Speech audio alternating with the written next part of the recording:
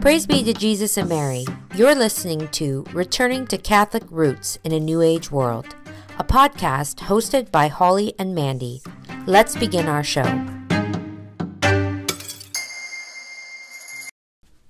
Hello, everyone, and welcome back to the Returning to Catholic Roots in a New Age World podcast. My name is Holly, and as always, I'm joined here by my mother, Mandy, and we will begin our episode by saying, Jesus, meek and humble of heart, make our hearts like unto thine. So I'm excited to be back again this week, and I've lost my train of thought already. Oh, we're off to a great start. We're off to a great start. There was a few things that I did want to talk about, though, before we get started here. And now, when you ladies are listening to this, it'll be Thursday now instead of Wednesday. But I did want to just, today we are recording this on Wednesday, May the 22nd, and it's a very special feast day for me. Like, not for me, but I've been looking forward to this feast day. It's the feast of Saint Rita. Right. Sorry, I was saying patron and feast at the same time. But Saint Rita is one of my chosen patrons. She's not my confirmation name saint. That's Saint Genevieve. But in the last year or so, 2 years, I've chosen, actually, well, longer than that, I chose Saint Rita as a very special patron for myself. Well, actually, and you know what I'm going to say? I didn't choose her. She chose you. She chose me, and I'm going to tell you how she chose me. So, I'm obviously married to a non-Catholic, and that comes with its struggles and strife. And my sister, I'm going to say at least 4 years ago. Maybe, four. But probably about 4 years ago. It was before the big C word. Big C. And she came into church one day, and she had two medals, one for me and one for my sister, and it was a Saint Rita medal. And she gave it to me, and she said, "Here, I bought this for you. Saint Rita is a very good saint for patrons' marital problems and spouses and abuse and all that kind. Not that I suffered any abuse, but that is what she's patron of. So anyway, so I took it. And I was like, yeah, okay, thanks, whatever, you know." Yeah. Because at that time in my spiritual journey, I was not where I am now. Right. And just being real with all you ladies. And I took it home and I just kind of tossed it on the dresser and didn't think anything of it ever again.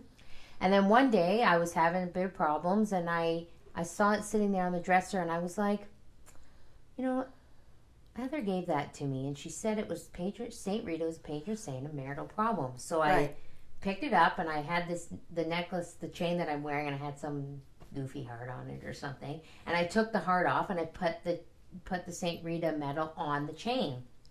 And I put the chain on, and I haven't taken it off since. Yep. And the medal is proof of that because it's all tarnished and whatever. Right. But I love it, and so slowly over time, wearing her medal every day, I developed this love for Saint Rita, and I started praying to her, and I read her story, and then she came through in a really big way last year for me. We did a novena to her to help us get our house, and it was I believe I told the story on here. We should not have gotten this house. Yeah, it was pretty miraculous. It was miraculous that we got this house, and there's no doubt in my mind that it was Saint Rita. No doubt. So anyway, so that's why I have a very strong devotion to her. She's a very, very powerful saint. And I was told, you know, by a priest in regards to Saint Philomena, if you make her a like when you do a novena, make her a promise. Like say you will do something if you grant this request, right? So that's what I did with Saint Rita. I made her a promise. And there was many things I said I would do, but one of the promises was that I would forever spread devotion to her. So long story short, that's what I'm doing here. Yeah. I'm spreading devotion to Saint Rita, and I'm begging all you mothers to go to her because when I think about the saints in heaven, and I think about them, and they're just looking down on us, I feel, and they're begging us to go to them and pray to them and ask for their help, you know.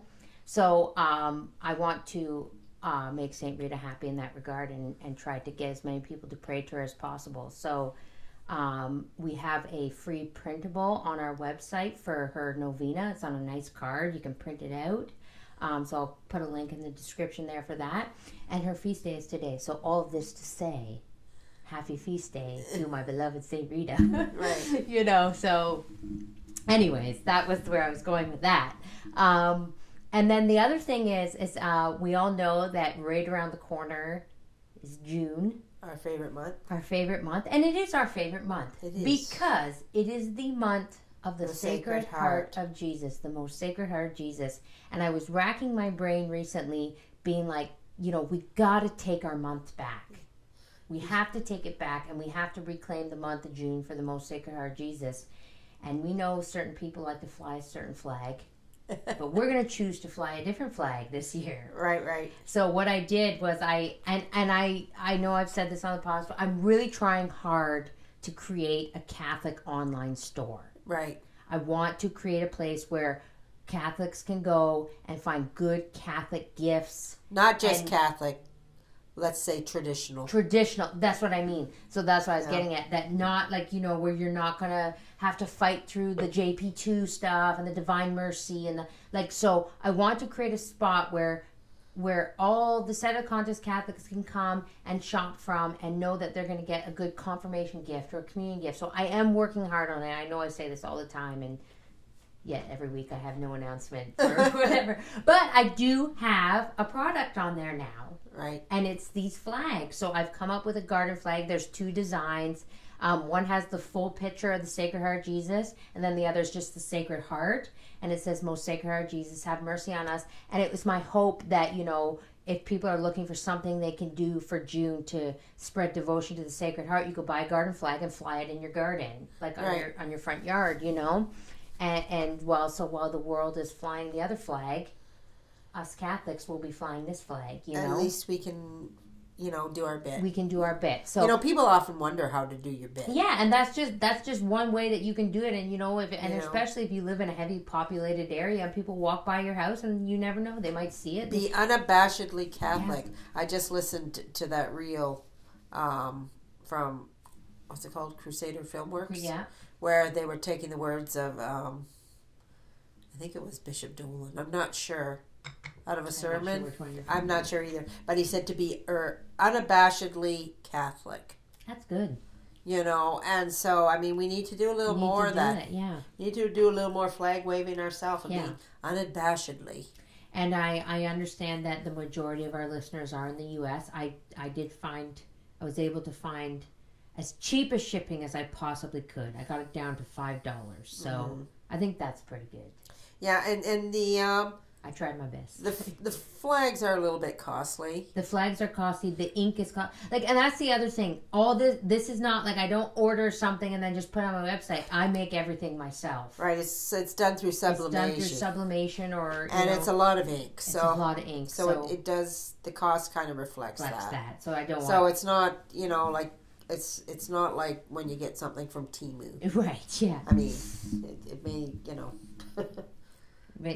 But anyway, so I hope that if you've been looking for something, it's very hard to be unabashedly Catholic through Temu. Yeah. And when we're thinking about it, I always want to support Catholics. Like I always want to support other Catholics. So again, I'm going to open it up to you ladies. We have said this in the podcast before. If you have a good Catholic business or just like a business in general, Put your link. Oh, you can't do links. I know YouTube is. I was gonna say put your. Well, no. You know what? What I will say is reach out to us then. Yeah. Reach out to us. Send us your links. And if I maybe each week I'll put a link in the description because you can't put links in the description. You know. Right. That's the only place you can. That's the only place you can put them. So, but I want to share. I want us to all start supporting each other and support good Catholic families and. You know, because we all know that some of us have to work, and I know a lot of mothers are blessed enough to stay home, but some of us have to work, and some of us can't survive off one income. So it'd be nice to support each other and stuff like that. So the dog at the water chewing on a water bottle here. I'm trying to give it the evil eye, but. She's not listening. Anyways, we have more distractions in this show than know what to do with. They come. Okay, she's going to sit with my mom. She's anyway, let's move on to whatever we're going to talk about this week. Or do you have anything else you want to add? No, I'm good. You're good. I don't know. I don't know why, but I'm. You're just lounging. I'm having a lazy. I'm lounging in this oversized chair. Yeah, do you remember that from last week? The chair has not changed. And the chair has not changed, and of course, we're going to touch on posture today. I did not get my Victoria's Secret. Anyways, well, what are we going to dive right into the book then? Well, we might as well get at the book. Okay, so.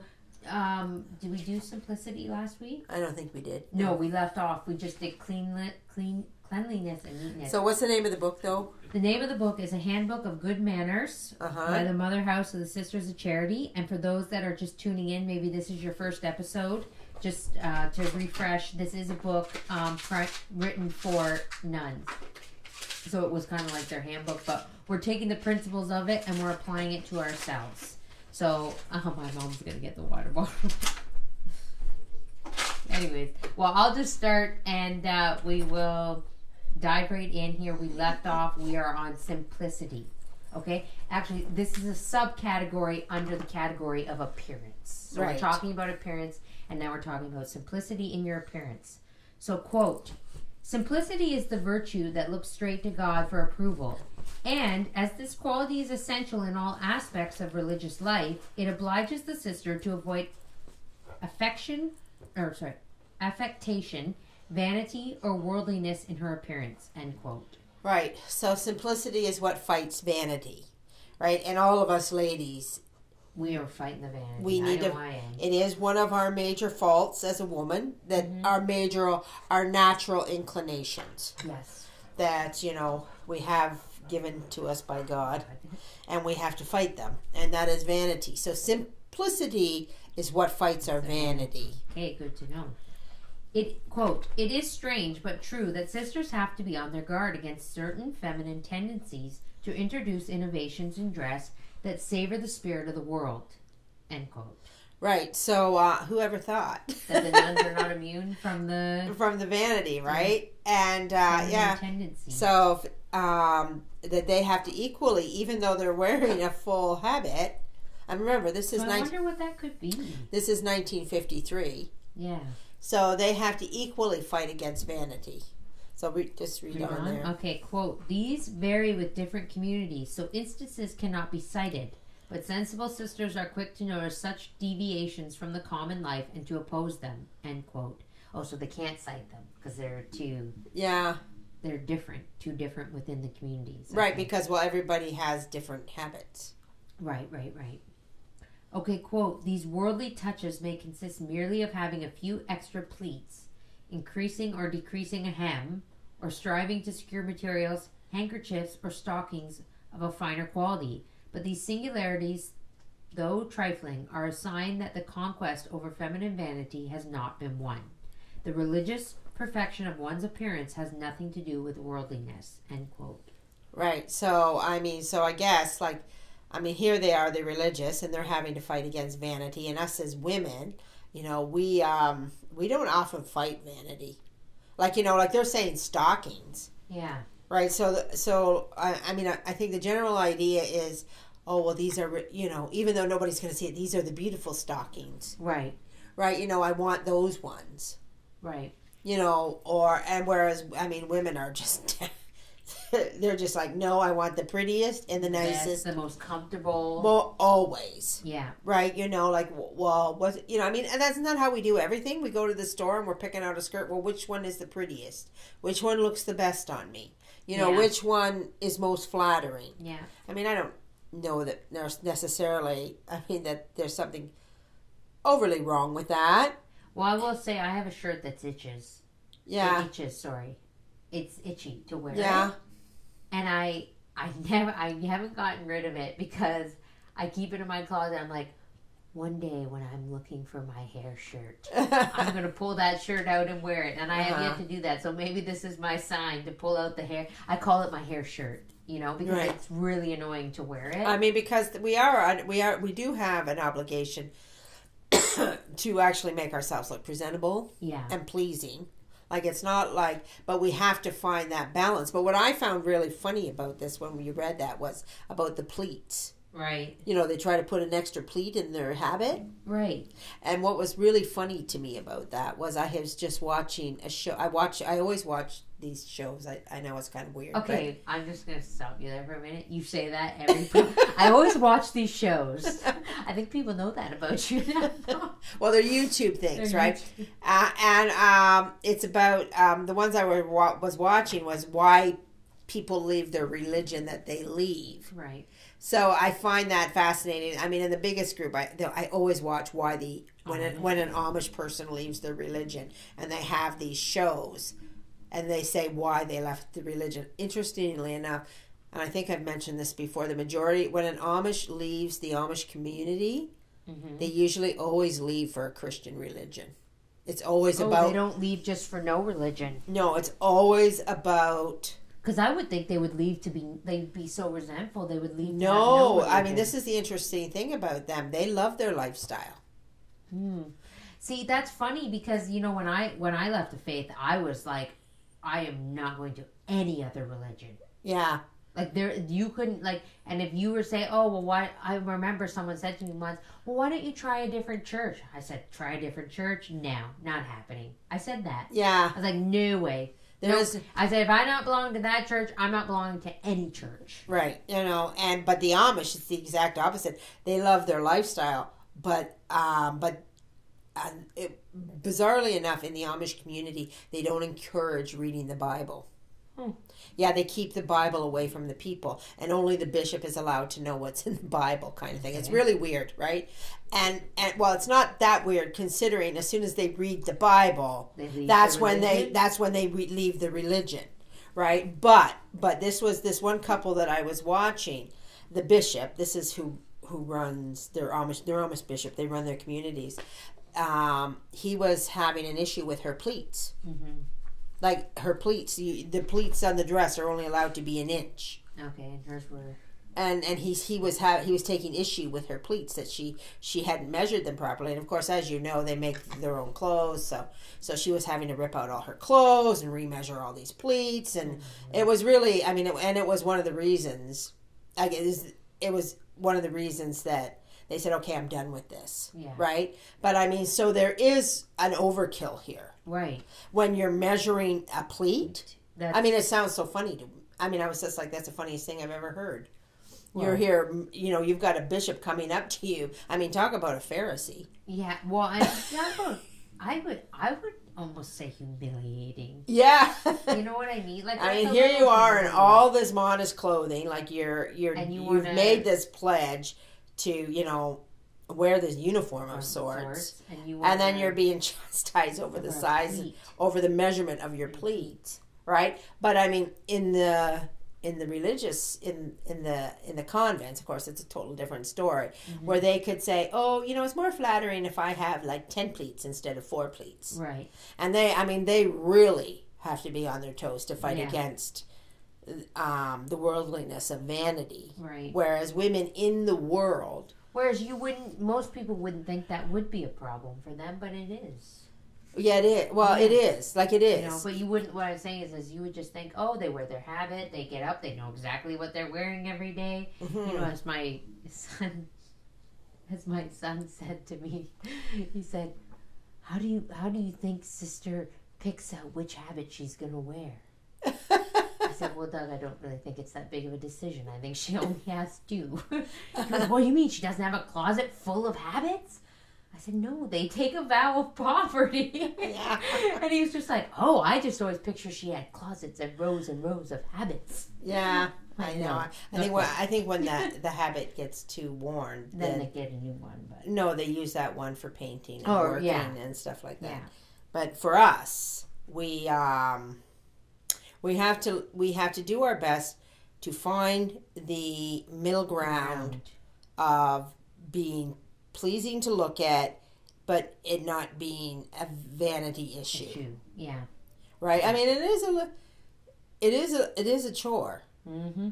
It is a chore. Not, you can't be slovenly. Yeah. And you can't be all puffed up and vain.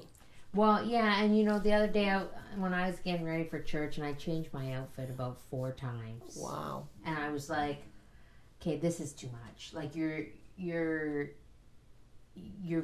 like, I think, this is just my own opinion, but I think when I've changed my outfit 4 times, I'm being vain.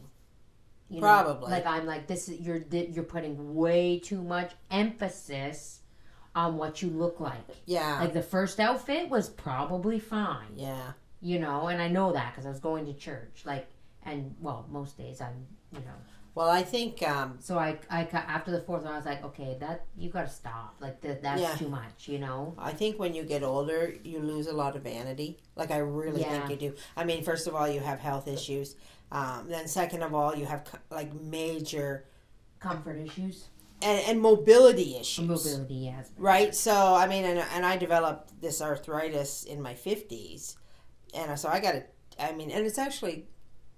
I just have lingering effects of it now. Mm-hmm. But it really gave me an insight into what it was like to be old at a young age because of the mobility, the not being able to move. Like, I had to adjust, being able to dress yourself, like to put on a pair of socks, per se, right? So when you get older, you kind of lose a lot of the vanity because it doesn't matter anymore. You're too sick or you're too uncomfortable or you have all these issues.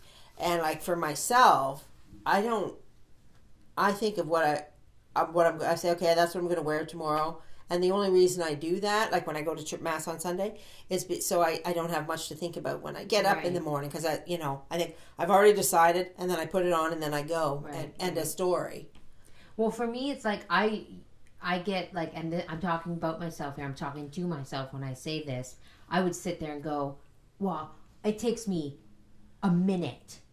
And I'm not lying. It takes me a minute to do my makeup. Yeah. Like I throw on a little cover up, 2 swipes of mascara, and then I'm done. Right? Yeah. And then I thought, so you're not vain.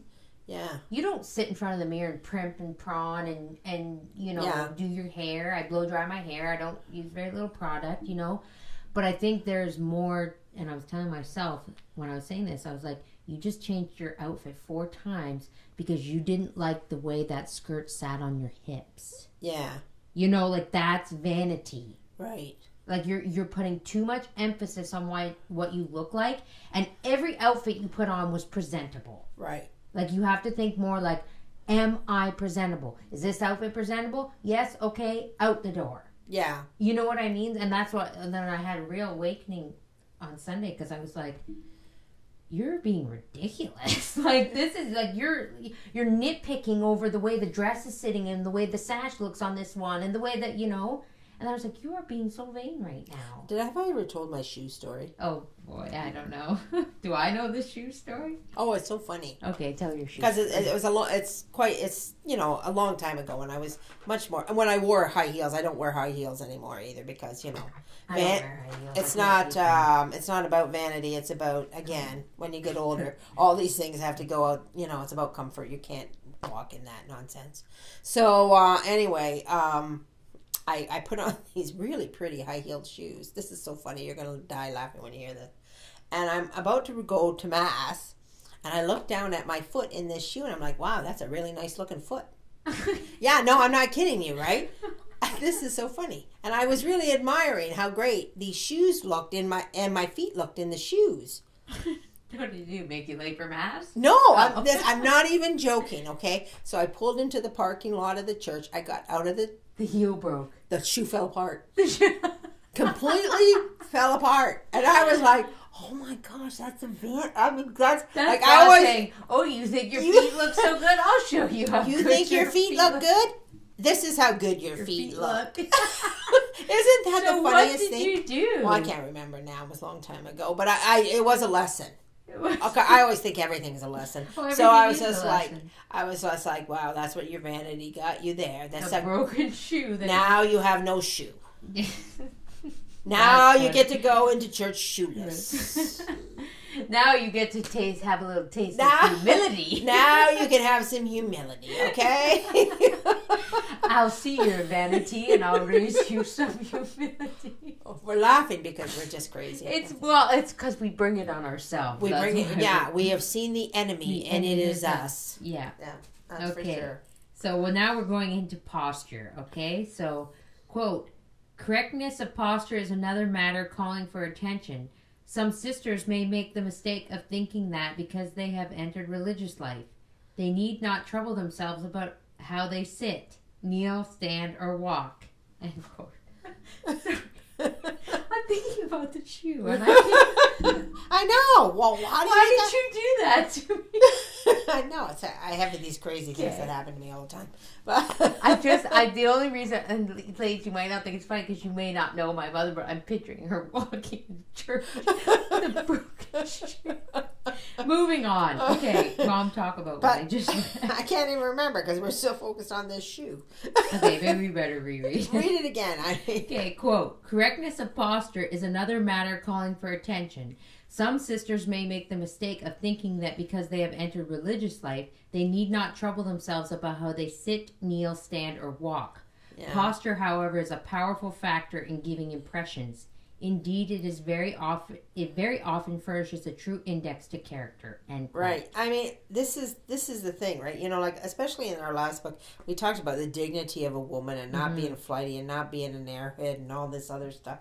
I mean, your posture, the way you carry yourself matters. Right. You know, and of course for sisters, they have to be, you know, very stately, really. Right. You know, they have to carry themselves with the dignity of God. It was like, I saw a film, I think it was Pius XII, and he was walking, you know, and I was like, all you could see was like just this majestic stateliness. Oh, when he was walking? Yeah, you know, okay. Like, I mean, I felt like, wow, you don't see that. No. You don't see that with these other guys. No. You know, and for good reason. But, yeah. But anyway, you know, and I mean, and we're the same, right? Like and we have to, again, there's always another side to the coin. Like, you have to have this stately, regal manner to yourself without coming off as haughty. Or puffed up.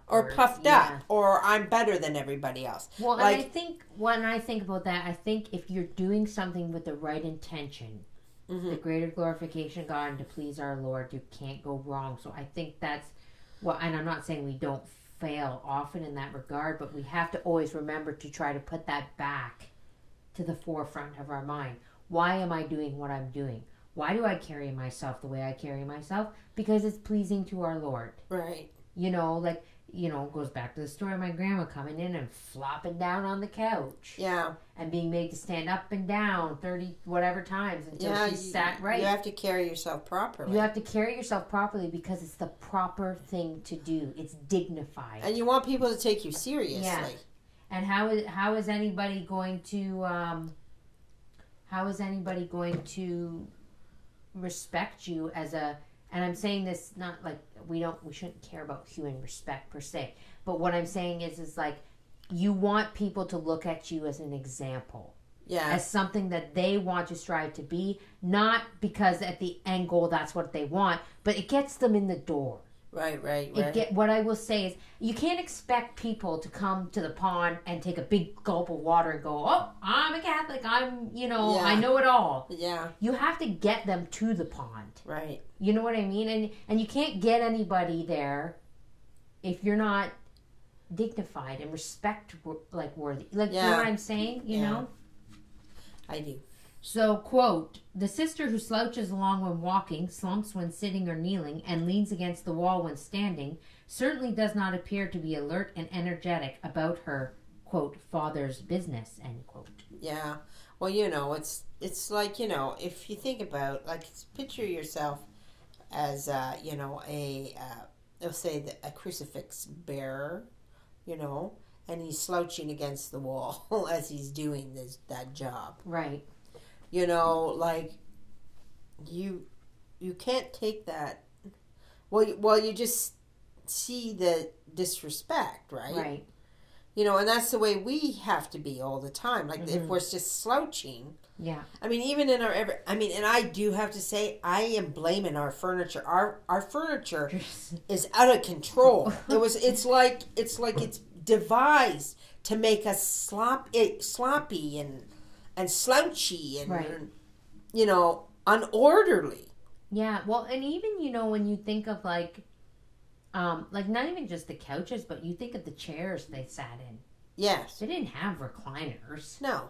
They had chairs that were literally just chairs. No, I know. Well, because, I mean, this is a hedonistic society. Right. So, I mean, we have to put, I mean, when you talk about the deceits of the Antichrist, you have to put that into perspective, that everything is about my own personal comfort. Right. Well, and even, you know, their clothing. Yeah. Their clothing wouldn't allow them to slouch or... No, I often think about that because, like I said, you know, being elderly and having this arthritis issue that I had, I think to myself, I'm very particular about what actual material I put on my body. It has to move, right? And I know that all those that clothing of yesteryear, it did not move. Well, you know what? I'm sitting here thinking about how I'm sitting right now, and I'm sitting in a chair, but I'm kind of like I'm slouched down. Yeah. My ribs are kind of pushing into my stomach. Yeah. My back is slouched. And I'm just thinking in my head, because I have actually worn a corset before for a play that I was in. Not a play, it was like a little thing in high school. We went to Stratford. Anyways.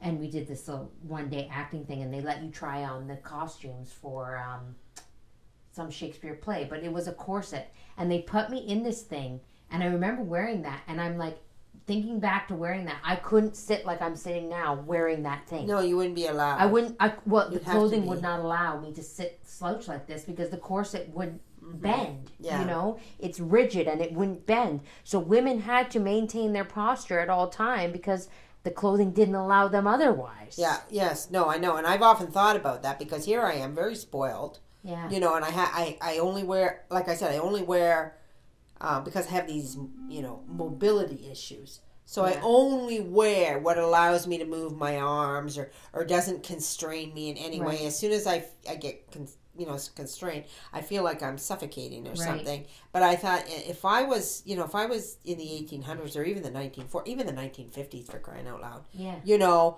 I would be wearing material that did, like the cottons. Right. And you would still have all these problems, but you just couldn't do anything about it. You couldn't do anything about it. Well, I mean, it would be all you knew, too. It would be all we knew. You wouldn't know of another alternative. I guess maybe not. There was a case of not knowing would be probably more benefit. Yeah. But I mean, let's think about this. To be upright is actually a virtue. Right. Now, I mean, when they say to be upright as a virtue, they're not talking about your posture. But how much more beneficial is it to be upright in personality when you're at least upright in posture? Sure. That'll kind of carry that through, I think. Yeah, it would really be, you know, it would be helpful to make you always be upright. Like that would be in your mind that you have to be upright. Well, it would help form your character. Yeah. Okay, quote, "The sister who lets herself sag until she is hopelessly round-shouldered proclaims the fact that she either does not know or does not care about the law of physiology concerning correct breathing." End quote. As I say that, I'm slagging. Yeah, I know. We're sagging. Maybe we need to bring back the corset. Bring back the corset or something. Get rid of the oversized furniture. Get rid of the slouchy clothing. Okay. Let's take her easy. We don't want to go too. Let's not kill ourselves already. Okay, but anyway, it does matter. But it does matter. Okay, quote. Well, and actually I'm just going to say to that effect before we go on here, think of the nun's habit. Yes. Not built for comfort. No. You know, in any way, shape, or form. And what if I was a nun? I wouldn't have a choice. I wouldn't have a choice. I would have to wear that habit. You know, I wouldn't be able to say, you know. Oh, I have arthritis. I cannot. Yeah, I mean, and I know a lot of nuns would have been old and had arthritis. You know, like that would have been a thing. Okay, quote, "Faults of posture are too many to enumerate. Just as in the case of dealing with mannerisms, we should ask someone to point out to us what peculiarities we ought to correct in ourselves." End quote. Yeah, okay. That's a scary thought. I did chuckle at that too. Who'd you ask to point out to you? Nobody. Please tell me what's wrong with me, and don't hold back. Not on the podcast, Mom. Later. But I mean, I actually did have somebody say that to me once. Ask you to point out their faults? Yes, I did, did you do it?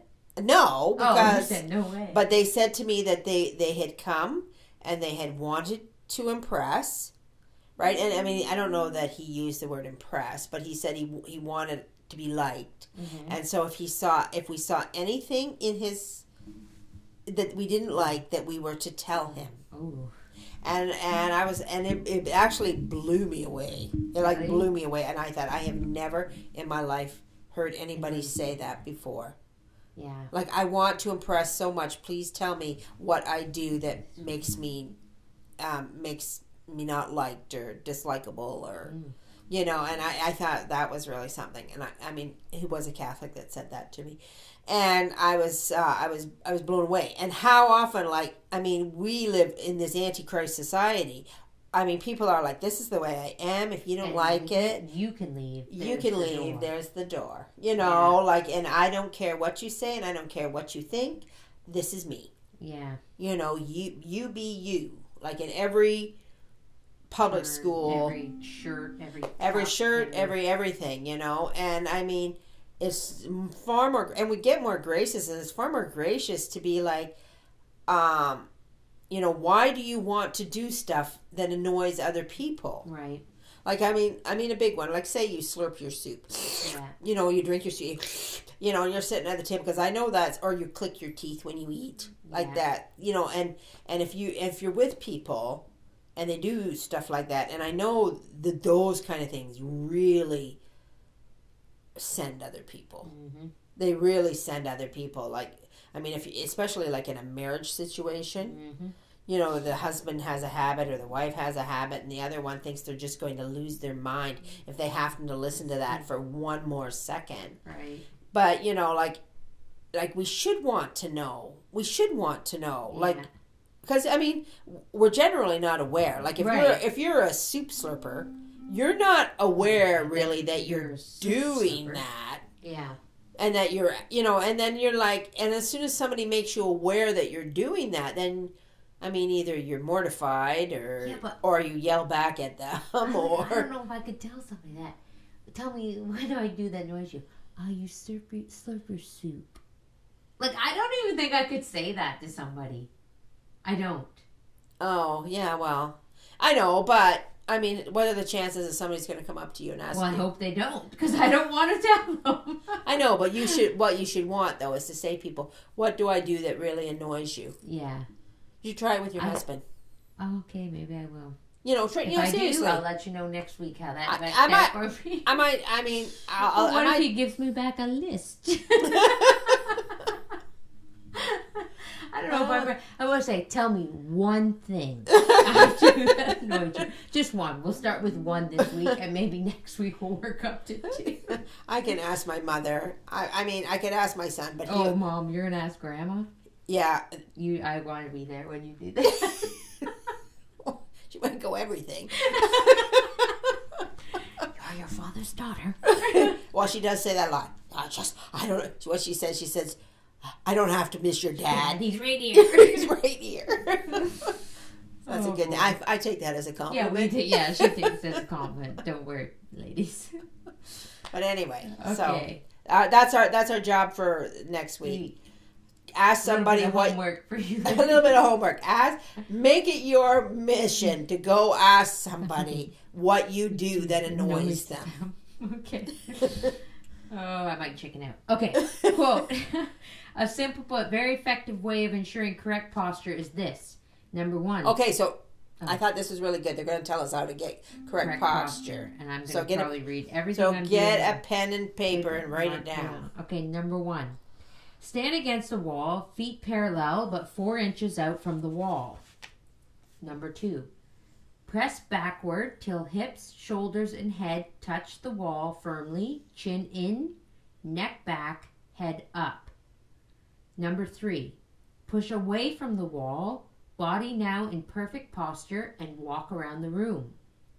Number four, return to the wall and see if you are making the 5 points of contact. Hip, shoulders, head touching wall firmly as when you left it. The control of the upper part of the body being the same in the sitting position, this easy method secures a good posture when you are seated also. A little daily practice for a month or less and you will reach the goal desired. You will look better, feel better, and be in far better condition to do the work to which you have dedicated your life. End quote.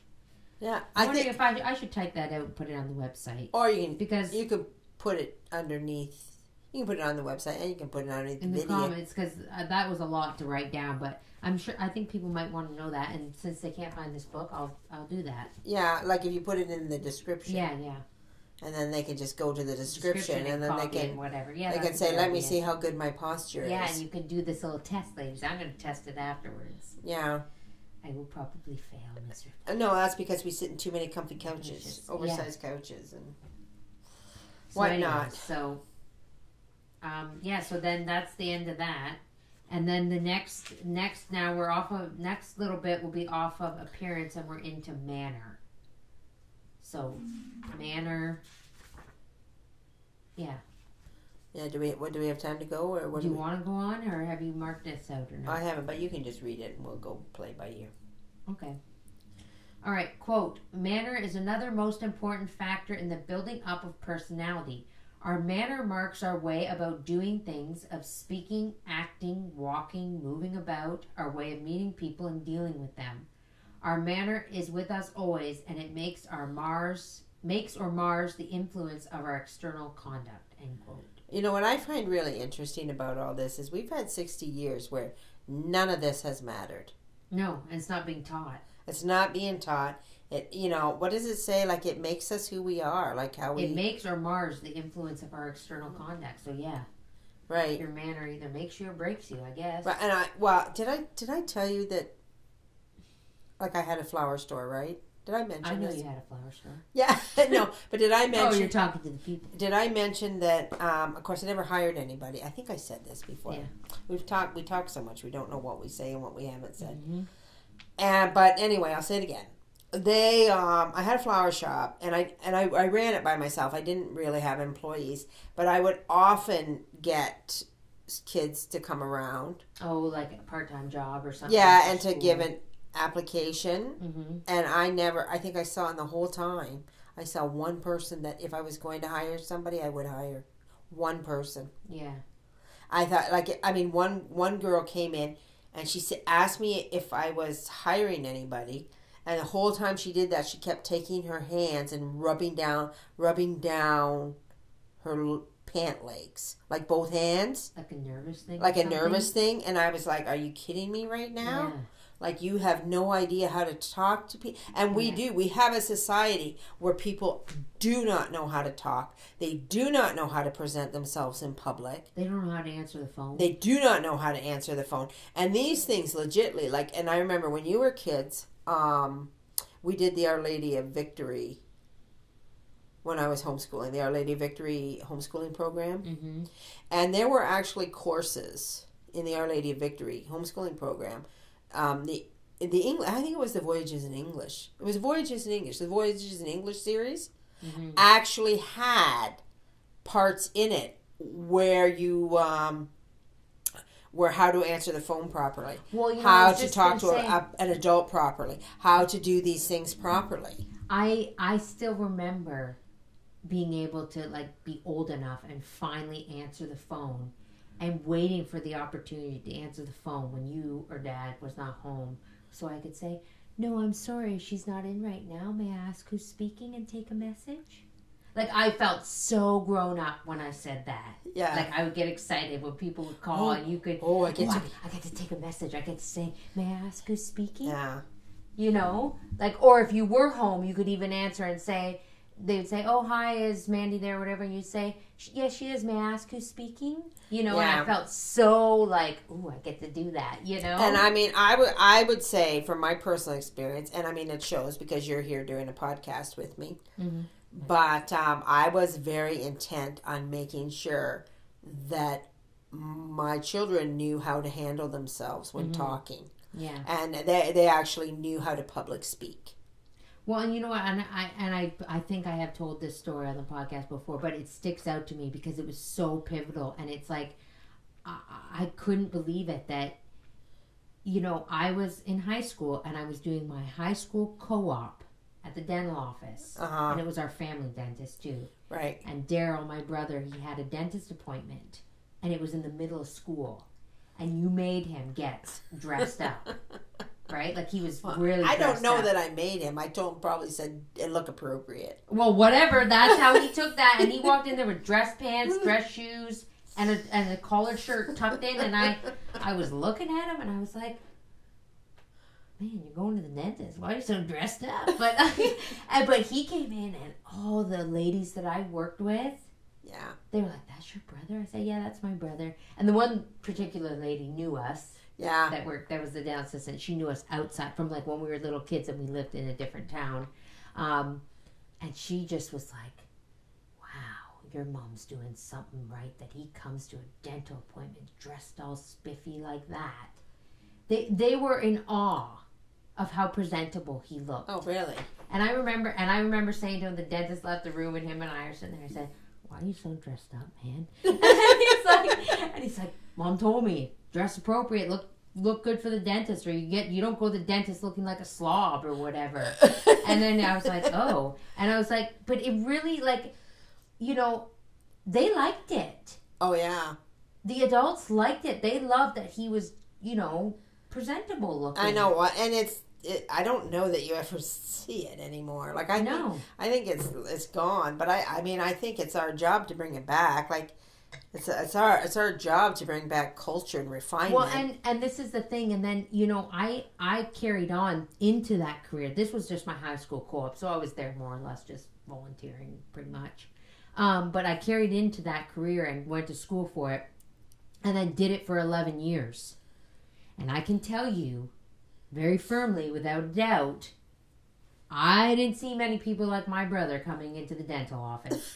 Like, you saw kids in pajamas. You saw, like, all kinds of manner of sloppy. Yeah. You know what I mean? For 11 years. Yeah. Very rarely did you see kids well-dressed. Right. Coming to their dentist appointments, you know? So it's a lost... I know. I mean, I'm not entirely sure why I was so about it.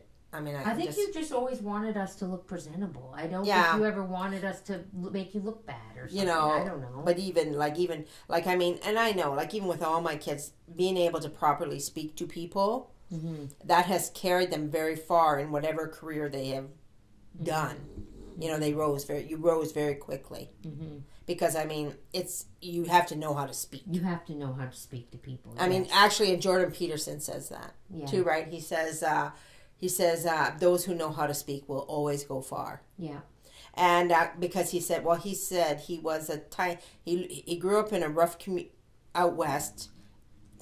He's Canadian. Out west Canada. He grew up in a small community with a lot of ruffians. Yeah. And he had skipped a grade, so he was very undersized. Right? And he said what got him through it was he had the ability to talk. Yeah. Well, and you know what it is, and I'm not trying to toot my own horn when I say this, but I'm just going off of my own life experiences here. It is so true, because the last job that I had before I left the dental world, I worked for a surgeon, and he was not a dental surgeon. He was a craniofacial maxillofacial surgeon, so he did jaw surgeries and all kinds of big things like that, right? So his office was very high end. Yeah. Like, this was not a dental office, right? So when I got hired to work there, I got hired as a surgical assistant, and I helped in the operating room. But then very quickly, he realized that my skills were better suited to be a liaison kind, you know? So every day, so then he's like, okay, you're not assisting anymore. And he's like, I need you to stand beside my desk and help me and talk to people and talk to other doctors' offices and talk to referring dentists. And so I stopped being an assistant for him. And I helped him in consults with the patients. I would come in and talk to the patients and put them at ease before he would come in. Yeah. Because he said to me, he said, you talk like nobody else I've met before. Like no other surgical assistant I've ever had. He goes, you talk way better than any of them. So he goes, I need you to do this job now. And then even to the point, he even said to the other girls at the office, just let Holly answer the phones. Well, that's funny. Yeah, he just, and I didn't mind, because I really didn't like being a surgical assistant. So, yeah. Well, I mean, And I excelled at what I was good at. But I was very adamant about that. I remember you were in public school before you were homeschooled, and your brother being the oldest, he was in grade 4, I think, the first year they did public speaking. Mm-hmm. And I had a big fight with the teacher over the public speaking because they said, oh, he wasn't really, clever or smart enough to do public speaking. So anybody who wasn't really, good enough should just do a cat or a dog and do their speech on that. And so he come home and he said that the teacher said he had to write a speech on a dog or a cat. And I'm like, you are not doing that. I said, that's ridiculous. So I said, no. I said, you pick something you like, and then we'll write about what you like. And he picked NASCAR. So, so then he goes back to the school. And the teacher says, no, he couldn't do a speech on NASCAR. He wasn't good enough to do a speech on NASCAR. And then he come back and he said to me, the teacher said he couldn't do a speech on NASCAR. And then I was like, no, that's it. And then I just wrote this note to the teacher. And I said, my son will be doing a speech on NASCAR, end of story. And I kind of sent that and then, of course, I basically helped him, and I basically wrote the speech. But that wasn't really the issue. The issue was I taught him how to present it, to deliver the speech, how to deliver it, how to catch the audience's attention, and how to make them wake up and listen to what you have to say. Right. And so, of course, naturally, he went there and he blew the whole class out of the water. And this is the other thing to take note. Like, all kids need is a little bit of training and direction and instruction. Yeah. Yeah. So like to say like, oh, they can't do that. Well, have they been given the direction, the opportunity to try? Or one-on-one somebody with them, showing them how it's actually done. Well, but the problem is these instructions, the instructions that are in this book, they're not being taught anymore. They're not being taught anymore. So you get these kids in with all these nervous tics and they can't speak, they can't stand on their own. I had people, this is young adults that would come in with the actual parents, and the parents would stand there and do the talking. To try to get a job? To try and get a job. Like, that was common. And that's really common now. Yeah, that's awful. It is awful. And I was just like, there is no way. If you can't go get the job yourself you can't do the job. How can you expect your employer to think that you can do the job if your mom has to get the job for you? Right. Yeah. I do remember my mom at 13 years old. I wanted a job so bad. And my mom helped me with my resume. You did help me with my resume, but then you took me around and you just drove me from place to place to place. Always waited in the car. Yeah. And told me exactly, now you go in there, you stand, you carry yourself properly. You go in there, you tell them who you are, and you ask them if they're hiring, and you say you would like to drop off your resume. And, before I had a job. Right. And I had a young girl live with me for a few years too, and I actually trained her too. I said, you can get any job you want. I'll just show you how. Yeah. And and then I used to role play with her. Yeah. This is how you talk. This is what you say. This is they say this. You say this. Yes. Yeah. And then she got every job. She didn't any job she went to. She got. Yeah. So it's a matter of how you present yourself. And when we live in this society that has created this I don't even know what you call this. Like, people that don't know how to act, they don't know how to talk, they don't know how to behave. Like, I think most of you mothers know this. That's why you homeschool your children. Right. That you're fighting against this. I don't want any of this. Right. I want my children to know how to do this stuff. Right. So there you go. Well, I think, do we want to read a little bit more, or do we want to end it there? I think we'll just end it. We're almost to an hour, so we'll end it there. I don't want to go on too further, because then we're trying to wrap it up quickly, and we don't get to say what we want to say. Right. So, excuse me. Anyway, so we'll leave it there, but until next week, we do hope that you all have a very blessed week. May our Lord bless you and Our Lady guide you always. And Saint Teresa, pray for us.